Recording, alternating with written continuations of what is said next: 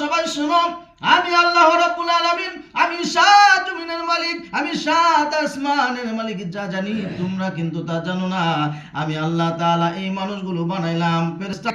আল্লাহ দুনিয়াতে মানুষ যাওয়ার পর কাটাকাটি মারামারি করে ক্ষান্ত থাকবে না, বরং তারা ইবাদতে গাফেল থাকবে। বলেছেন কে? ফেরেশতা বলেছেন ইবাদত মধ্যে তারা ঠিক মতো করবে না। আল্লাহ তাআলা বলতেছে আর কি করবে না? বলে তারা বেশি বেশি গুনাহ করবে, বেশি বেশি ফাসাদ কাজ করবে, বেশি বেশি অন্যায় করবে।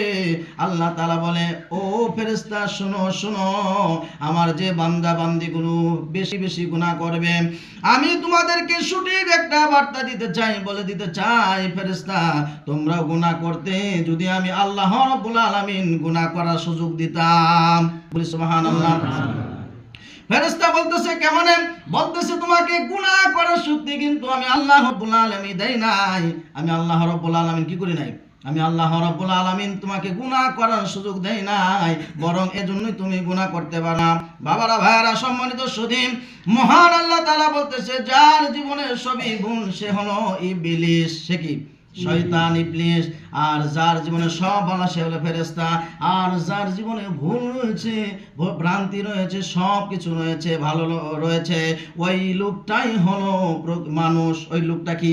ওই লোকটি হলো মানুষ। তাহলে আমরা যারা এখানে এসেছি, আমি সূরা আত-তাহরীমের আয়াতটা তেলাওয়াত করেছি, ইয়া আইয়ুহাল্লাযীনা আমানু তুবু ইলাল্লাহি তাওবাতান নাসুহা।